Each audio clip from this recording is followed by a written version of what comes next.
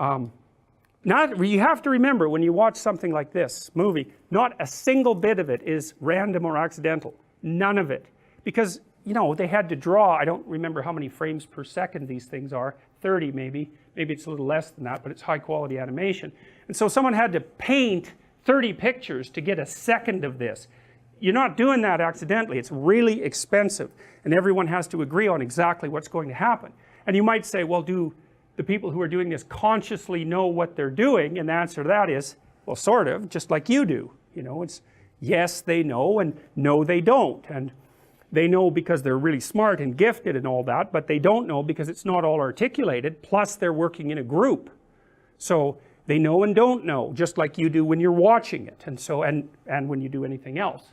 So now they're also guided by what you might call, they're guided by their unconscious in the Freudian and in the cognitive way, partly because your unconscious value structures determine the direction and content of your perceptions.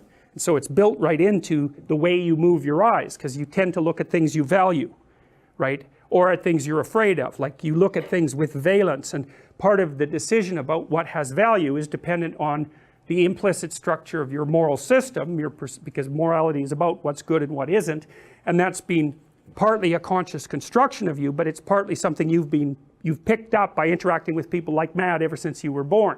You don't know all the rules any more than the damn cricket did.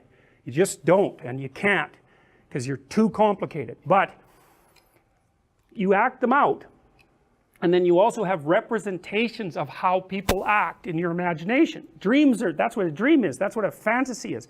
That's what that little movie that plays inside your head when you remember what you did is. And you only remember the gist, you know. So even the imagistic representation of your behavior in your past, which is basically your episodic memory, it's already selecting and molding and turning it into a relatable story.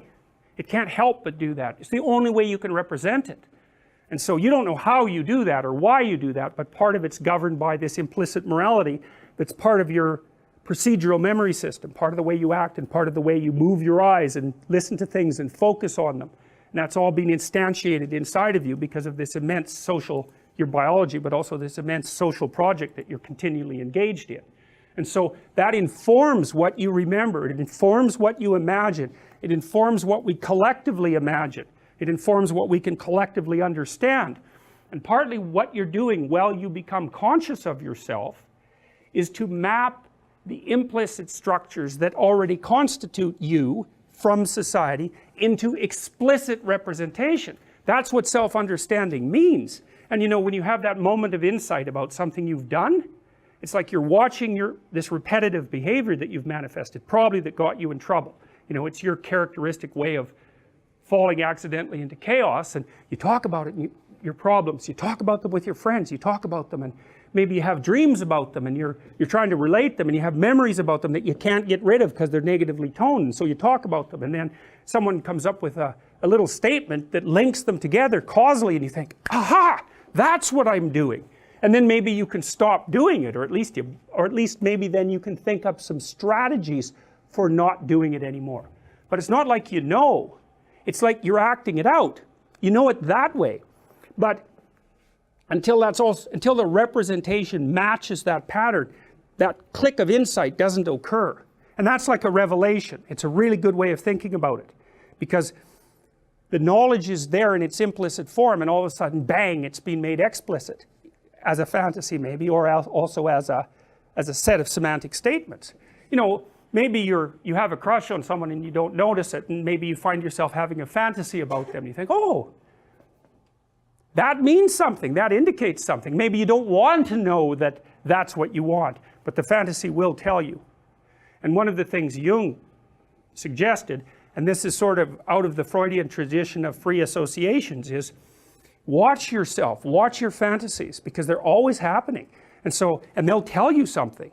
And so one of the things I do when I'm interacting with my clients is we'll have a discussion, and then their eyes will drift a little bit, and I'll know that something's flitted through their mind, you know, and that means we've touched on something that has a multiplicity of elements. And so I'll stop and say, look, I noticed that maybe you teared up. That's another thing to really watch. Or maybe you laughed. or you drifted at least. It's like, it's because some other thought has entered your field of consciousness, and then if you can get the person to grab those thoughts, to notice them, then you can often figure out the avenues along which that particular conversation might unfold. That's a complex, that's a Jungian complex or a psychoanalytic complex. It's like there's an emotional core that produces a whole range of associated ideas, and that thing's got a life. It's like a micro-personality, and it might have resentment in it, might have anger. It's often negative emotion tinged, because though negative emotion tinged episodes are still problems, and they will emerge automatically because your threat detection systems force them onto your consciousness, essentially. So you watch, and when you drift, you'll drift, and the fantasy is partly a representation of the problem space. You know that happens when you wake up at 3 in the morning and you're worried about things, right? Because actually what happens is you wake up during threat processing, and if you're depressed, actually that gets so intense you can't sleep, so then you just lay there all night worrying. Not fun. And those are fantasies about the negative elements of your past, present, and future.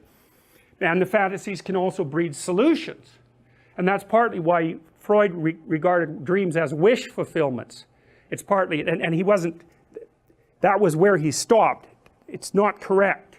It's partially correct. It's like the fantasy will provide you with a problem and a potential solution, but they're more like problem identification mechanisms, the fantasies, with the possibility of a solution built in. And so a way of thinking about that is that you can generate potential futures. So they're like each segregatable environments according to the rules of your fantasy. Then you can generate little avatars of yourself that inhabit each of those little universes, and you can run them as simulations. And then you can watch what happens in the simulation, and if it's a catastrophe, then you don't have to act it out. And that's exactly, not exactly, that's akin to what you're doing when you go watch a movie, except that is much more coherent and well thought through, you know, than just a dream, which is often quite fragmentary. And that's partly because the dream is willing to sacrifice coherence to play with category structures, you know, and that's why in dreams things can change from one thing into another really weirdly, or scenes can change from one scene into another without a logic. The logic gets loosened so that the expanse of your thinking can widen, and it's dangerous to do that, and that's partly why you do it when you're asleep and paralyzed. You know, you don't run around and act out your pseudopodal fantasies, you know, where you're stretching yourself out into the world. There's no risk exactly, and so although it can be bad enough so you'll wake up in terror, you know, but that's better than being in a crocodile's mouth by a large margin.